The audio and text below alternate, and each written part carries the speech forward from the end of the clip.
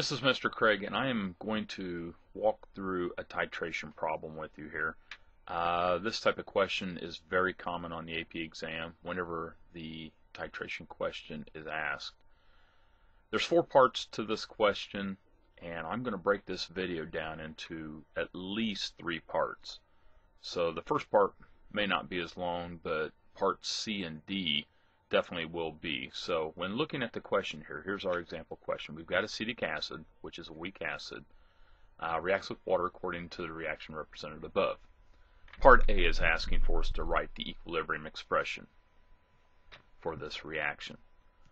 So what we've done is we've written out our expression, and we want to make sure that we have our products over reactants.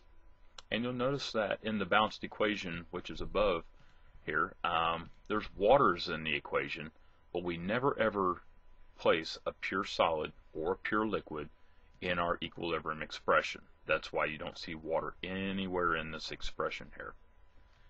We're going to use this expression at least one time, and then we'll use a variation of another expression here later on in the question. So part A, which is a very typical first equilibrium type question that's asked on the AP exam. Get it right, easy point, starting off. Part B, it's asking you we have a sample of acetic acids dissolved in water to produce 25 milliliters of a 0.01714 molar solution. It wants you to calculate the pH of this solution. Alright, so part B, since we have a volume and a molarity of our solution, we want to calculate the pH of this solution. We're going to go ahead and use a molar ice chart since we have nothing else other than acetic acid. Since acetic acid is a weak acid, it's a good idea to use an ice chart. The ice chart will help you organize your thoughts. It'll also help demonstrate who loses material while who gains material, so to speak.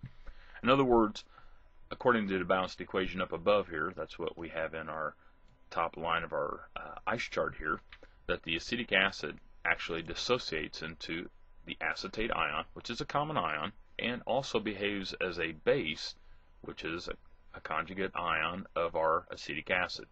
Also, hydrogen is produced here, which is represented as H3O with a +1 charge, also known as hydronium. If you like showing just hydrogen there, then we would omit this column here, which is perfectly legal. You don't need to show the water in the ice chart.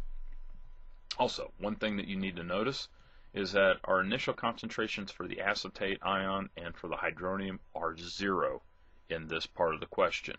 Since we are starting off and we know nothing about the acetate or the hydrogen concentration, it is 0. This will be the only time in the question that you have any concentration where you have no known amount. So we haven't actually started to dissociate the acetic acid. Within the ice chart, you have your letters ICE. Now, again, that's why we call it an ice chart, is because we're talking about our concentrations initially, our concentrations during the change, and then our concentrations at equilibrium. What you'll notice here is we have variables here, x, that we're using for the amount that is actually changing, and we have a +x on this side and a -x on the left side, or the reactant side.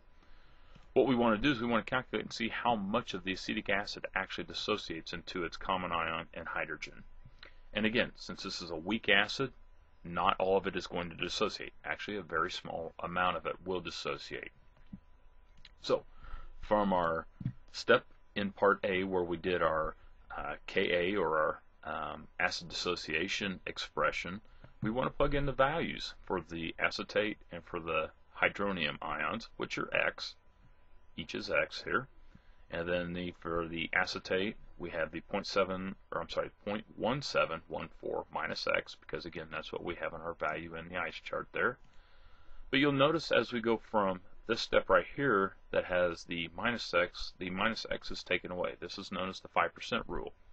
On every AP exam question, you may use the 5% rule. You do not need to use a quadratic equation, because the quadratic equation is not given on your equation sheet for the AP exam. Now, in college, you probably will have to do some problems where we use the quadratic equation, and in class we had to use the quadratic equation a couple times, but on the AP exam, time is of the essence, and they're looking for understanding rather than your math skills. So we're going to rearrange all the variables here so that we are down to this step here where we have x squared, which is our acetate and our hydronium concentration, is equal to 1.8 times 10 to the negative 5 times the concentration of the acetic acid. And what we did there was we actually took the 0.1714 and multiplied it on both sides, so that we have the x squared all by itself. Once we multiply those two values together, then we come up with a 3.09 times 10 to the negative 6. We're trying to solve for x. So since we have x squared, we need to take the square root of that value to get our x value, which in this case is equal to our hydronium concentration, which is what we need to solve for the pH. So once you have your hydronium or hydrogen concentration, take the negative log of that value and you will come up with your desired pH for this part.